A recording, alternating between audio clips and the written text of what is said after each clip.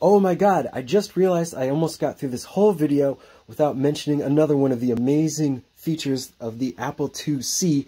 I don't usually do unboxing videos, but this one is kind of special. This is an Apple IIc that I bought from a friend from high school. He picked up a small cache of various vintage Apple computers, Apple desktops, and from 80s, 90s. And I asked if I could have an Apple IIc, so let's take a look at it.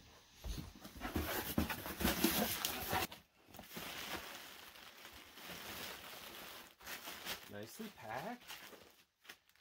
Okay, and there's the power supply. Nicely packaged and wrapped.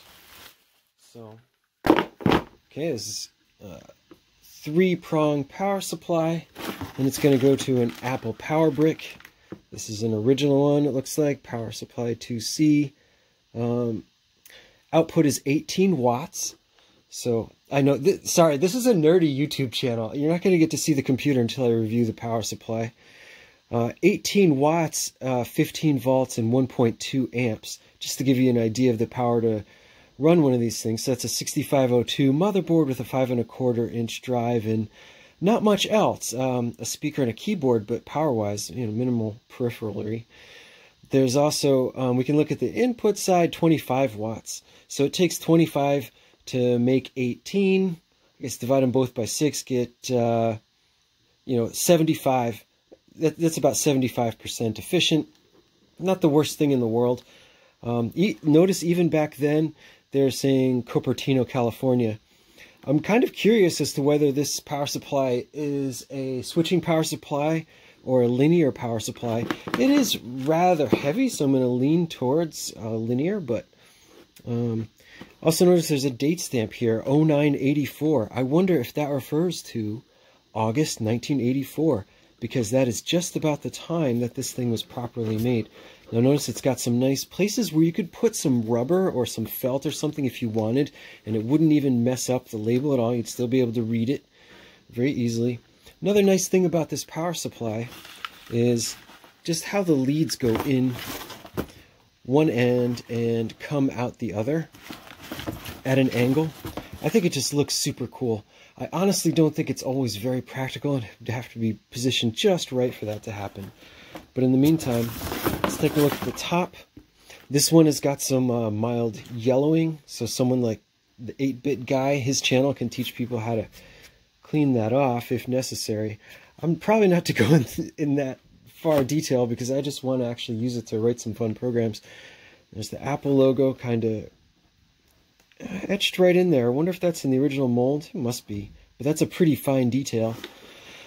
And the texture's rough. Anyway, enough about the power supply. Oh no, sorry, never mind. I also want to take a look at the connector. So this power supply connector, kind of interesting. It's the, as you see, the DIN. This looks like a DIN 7 connector. Very much reminds me of the Commodore 64 power supply, which is also a DIN connector. I don't remember how many terminals it had. My memory is around 5 or so. So anyway, don't know the pinout or anything like that. Hopefully that's online somewhere. Let's keep going and open the rest of the computer. Okay, nice piece of paper.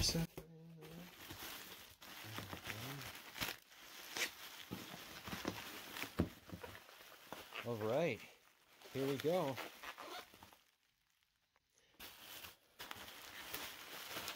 There it is.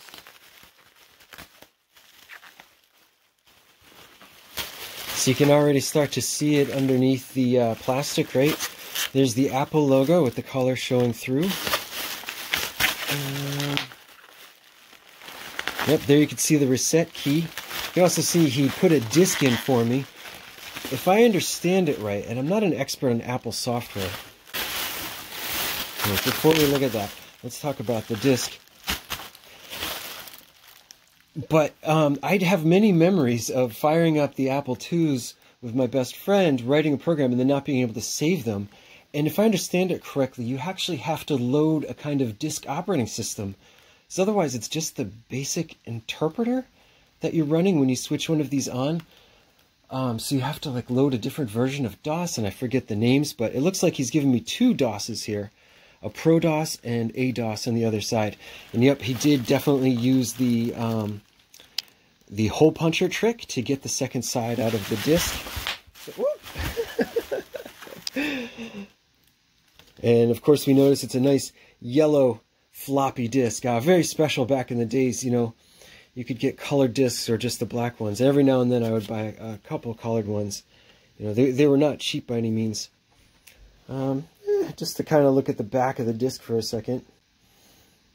There's, you know, it's pretty serious. Eventually these were pretty generic items, but when these 5 1/4 inch discs were first introduced to people, I mean by people, the everyday, you know, mom and pop computer owning family type of thing, there's still a lot of carryover from the business world and other people where, you know, discs have guarantees and stuff like that.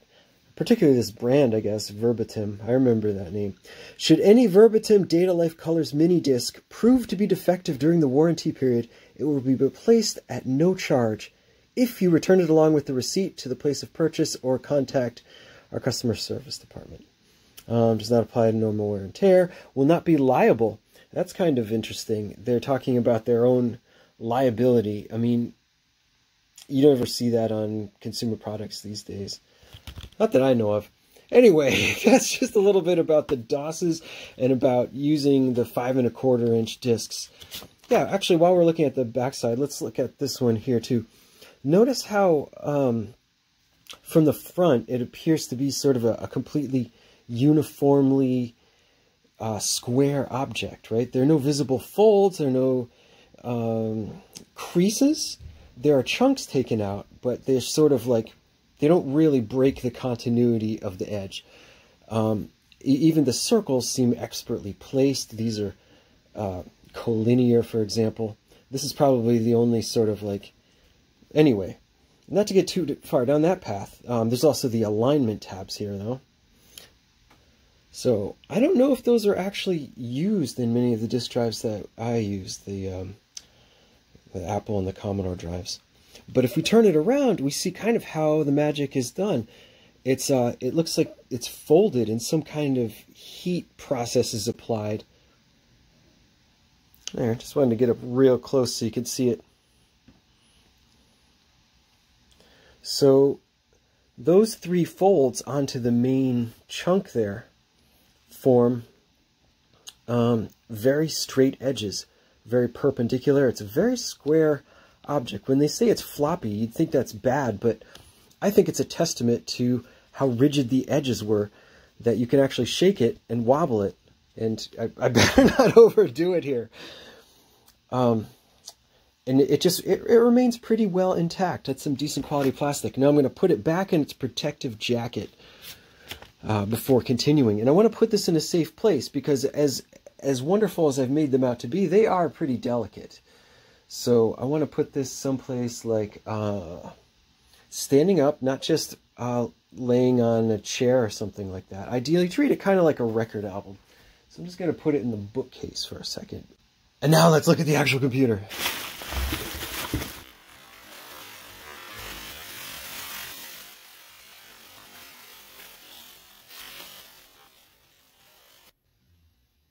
Ta-da! Behold, the Apple IIc with a button for keyboard on the front, a button for 80/40. These can't be accidentally pressed. I think I'm hard-pressed to even press it on purpose. You really need a pencil to get in there. You got the LEDs for disk use and power. Very convenient. And of course, this is one of the things that really makes this into, in my opinion, an amazing computer, is the built-in disk drive, 5 1/4 inch. And notice how this drive, it's not an add-in like on you know, a lot of modern computers. It's really built in there. Of course, that means there's no flexibility for placing another modular replacement, but it is what it is. On the bottom, let's see. Nothing too exciting. We see the requirements again, 18 watt for this, what they call the CPU. Got our part number here. We've got some patent numbers, and it's listed as office equipment. I wonder if home computer equipment was even a category then. I don't really know. But you have some vents here. I was kind of curious about the heat in these things. I really have no idea.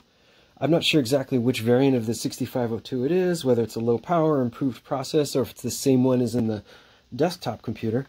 But there's also some ventilation here, and I believe this is one of the more interesting parts to me personally. That's where the speaker is.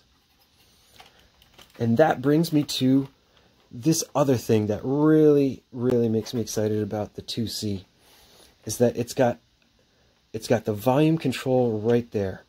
So there's a built-in speaker, and you can just adjust it almost like a music instrument or a stereo. I know all computers have volume adjustments, right? But usually it's like you have to touch on a screen, wait for some arrows to appear, and then press it, and there's sloshy response. You can't just turn it down in a hurry, stuff like that.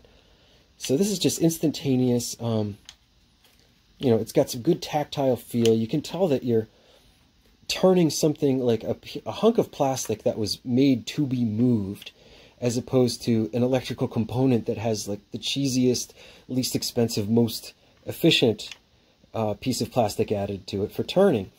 Another nice feature, it's got the gradient published or printed right on the front of it. And just to keep going in about this volume knob, look at this little bump here underneath it. What does that do? That makes it so it can stick out pretty far without you breaking it. Because see, if I just push on that with my thumb, that's kind of one of the weak spots of these things. So putting that guard there is like a fender that makes it so it's safe to have on here, you know, without wearing it out prematurely. You could make it half as small without the bumper, but this is all about being just like a simple, reliable, predictable volume control that you could just kind of learn to use without thinking too much about it. And if that isn't awesome enough, look, we have a headphone jack on there. You know, another reason that's remarkable is this computer isn't really known for making a heck of a lot of sound. You know, it doesn't have any particular sound chip. I'll probably do 10 videos just about its sound making capabilities down the line. But my point is, it's not like you're going to be listening to Winamp on this or YouTube. As far as I know, this volume knob is only hooked up to that built-in speaker, which is it's pretty much a 1-bit speaker. You know, you're limited to PWM and similar type of modulations to represent more complex waveforms. As far as I know, there may be more capabilities, but I wanted to show the keyboard. These are very tactile keys. I honestly have not typed on this keyboard much in the past. And one thing I'm not crazy about is the arrow keys are like this as opposed to the inverted T arrangement. But, you know, I'm good with the Commodore 64, so I could probably get used to this. And I think some of the Apple IIes had this anyway. I don't know the cursor keys as well on these machines. But other than that, it's a pretty nice looking keyboard, right? It's sort of office quality. The letters are very clear, visible, even though they're not too large. There's your reset button, and there's your Apple button. So, interesting thing about this computer is it has 2 Apple buttons, the open and the closed. And there's that famous command, Control Apple Reset. It's a little harder to run on this one, but I don't know, I find I had to do that a lot. You know, even when I programmed Commodore 64s, I had to use the run, stop, restore and such quite a bit. Okay, just a couple more vents on the top, and now let's look at the back. Okay, these are all the various I/O ports on it. First, let's get the power jack out of the way that we saw from the extended power supply. There's the power switch, very convenient location. So when you're looking at it, it's just in the back left. So that's the same as many other consumer devices. So it's not weird like some kind of PC thing. It's more like a portable appliance. There's the power. Here's a printer jack, which looks like it's a DIN 5. So that's kind of similar to the Commodore 64 printer port, just for what it's worth. External disk drive connector, pretty awesome. There's the main thing we're going to be using, which is the monitor. As far as I remember, this has a color composite, maybe a monochrome composite, but that single cable is going to plug right into my monitor over there. It's pretty awesome. This one, that appears to be a monitor icon, so I'll bet that's another video output, which is pretty exciting, except I'm probably never going to get to use it. Over here we have the modem port. Again, that looks like a DIN 5, could be similar to the Commodore serial.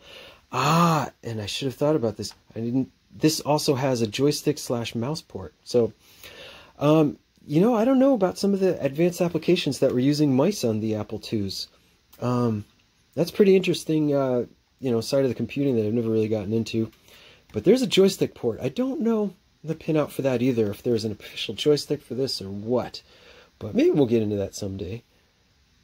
Oh my god, I just realized I almost got through this whole video without mentioning another one of the amazing features of the Apple IIc that makes it a portable computer. It's the handle. Fits perfectly along the back, doesn't bulge out at all. Fold it out, and then it's balanced when you carry it, right? It's not very far off of center to the bottom. In fact, that may be pretty near ideal placement, I would say, to make it kind of like a briefcase. Yeah, this sucker could be portable here.